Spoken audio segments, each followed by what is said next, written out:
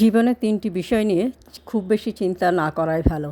তো hello viewers, আসসালামু আলাইকুম। আমি নীলা আপনাদের সবাইকে ওয়েলকাম করছি নতুন আরেকটা ব্লগ ভিডিওতে। আজকের ব্লগ ভিডিওটাও একই রকম। প্রতিদিনের মতো কিছু কথা, কিছু গল্প আপনাদের সাথে শেয়ার করি। কথাগুলো যদি ভালো লাগে শেষ পর্যন্ত শুনবেন। তো আজকে নিজেকে সান্ত্বনা দেওয়া বলতে পারেন, বা নিজেকে মোটিভেশন করা বা মোটিভেট করা বলতে পারেন। আমি সবসময় চেষ্টা করি আগে নিজেকে মোটিভেট করা, তারপরে আমার মাধ্যমে বা আমার কাজের মাধ্যমে যেন অন্য কেউ মোটিভেট হতে পারে, সেই চেষ্টাটাই আমি করি।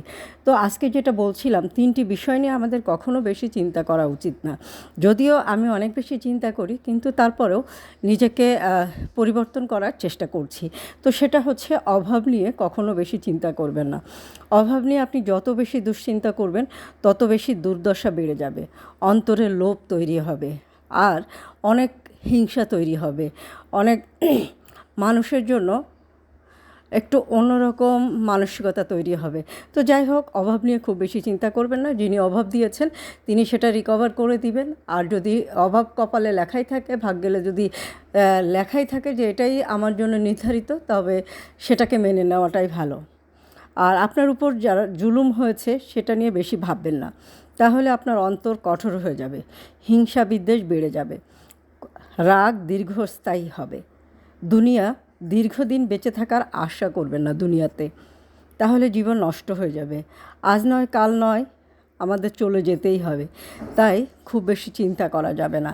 এই চিন্তাগুলো যদি আমরা বাদ দিই, তাহলে আমরা অনেক বেশি সুস্থ স্বাভাবিকভাবে বেঁচে থাকতে পারবো। আর আমাদের অবশ্যই বেঁচে থাকতে গেলে স্মার্ট এবং বুদ্ধিমান হয়ে চলতে হবে। আর বুদ্ধিমান লোকেরা যেটা করে, তারা সবসময় একা থাকতে পছন্দ করে।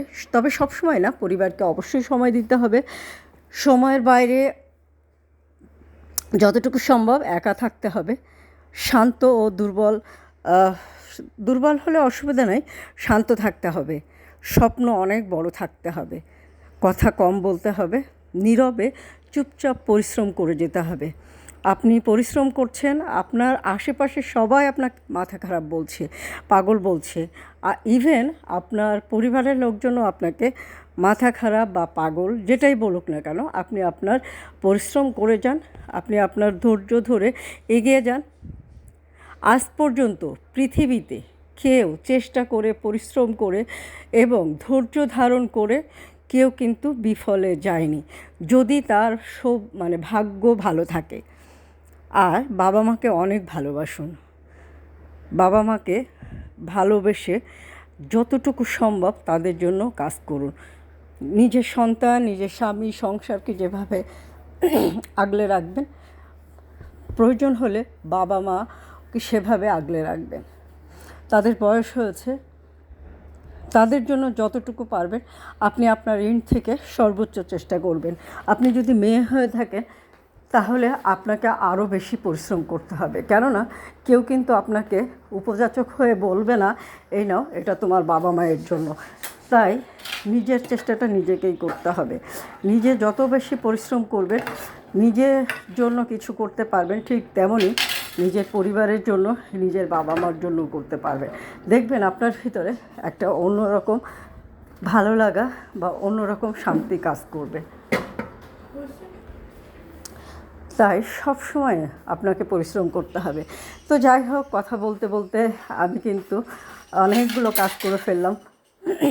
আজকে নর্মালি যেহেতু বাসায় আছি, চেষ্টা করছি একদম পরিবারকে পুরোপুরি সময় দেওয়ার, পরিবারের সাথে ঘুরতে যাওয়ার, পরিবারের সাথে সময় কাটানোর, এবং বাসায় থেকেও যতটুকু সম্ভব পরিবারের সাথে একটু সময় কাটানোর চেষ্টা করছি। আর অবশ্যই সবসময় যেটা চেষ্টা করি, সবাইকে ভালো রাখার। নিজের তো ভালো থাকতেই হবে, সবাইকেও ভালো রাখার চেষ্টা করতে হবে। বিশেষ করে আপনার পরিবারের যারা আছে, আপনার যদি বাবা মা থাকে, তাহলে তো অবশ্যই তাদের জন্য আপনি আপনার সর্বোচ্চটুকু দিয়ে চেষ্টা করবেন তাদেরকে ভালো রাখার জন্য। তাদেরকে যেভাবেই পারেন, নিজে কতটুকু খারাপ আছেন সেটা বিষয় না, বাট তারা যেন কষ্ট না পায় সেদিকে খেয়াল রাখবেন। তো যাই হোক, নিজের দিকেও খেয়াল রাখতে হবে। নিজের সুন্দর সুন্দর শাড়ি পরতে হবে, সুন্দর সুন্দর শাড়ি পরে কোথাও ঘুরতে যেতে হবে পরিবারের সাথে, বা যে কোনো সুন্দর মুহূর্তটাকে সুন্দরভাবে উপভোগ করার জন্য সুন্দর কিছু শাড়ি পরবেন। আর সুন্দর কিছু শাড়ি কোথায় পাবেন জানেন তো? সুন্দর কিছু শাড়ি পেয়ে যাবেন অদ্রি ফ্যাশন আর লাইফস্টাইলের পেজে। আর এই সুন্দর শাড়ি নিয়ে অবশ্যই আমার পেজটা ফলো করে দিবেন। হ্যাঁ, নিজের সুন্দর সুন্দর শাড়ি পরবেন, সময় সুযোগ পেলে সুন্দর কিছু শাড়ি কাউকে গিফট করবেন। আর এরকম সুন্দর সুন্দর শাড়ি কিন্তু সবই হাতের কাজে সব ধরনের প্রোডাক্ট পাবেন আপনারা আমাদের পেজে। তো যারা ভিডিওগুলো দেখবেন শাড়িগুলো কেমন লাগছে কমেন্ট করে জানাবেন। আর শাড়িগুলো যদি একটু বেশি ভালো লাগে একটা লাভ রিয়াক্ট দিয়ে দিবেন। সুন্দর সুন্দর শাড়ি নিজে পরবেন, যে কোনো পারিবারিক সামাজিক অনুষ্ঠানে সুন্দর একটা শাড়ি পরে নিজেকে প্রেজেন্ট করবেন। অবশ্যই যদি কমফোর্টেবল ফিল করতে চান তাহলে হাতের কাজের এই শাড়িগুলো বেছে নিতে পারবেন। দেখতে যেমন সুন্দর, পরেও তেমন আরাম। আর আজকের ব্লগ ভিডিওটা মোটামুটি শেষের দিকে।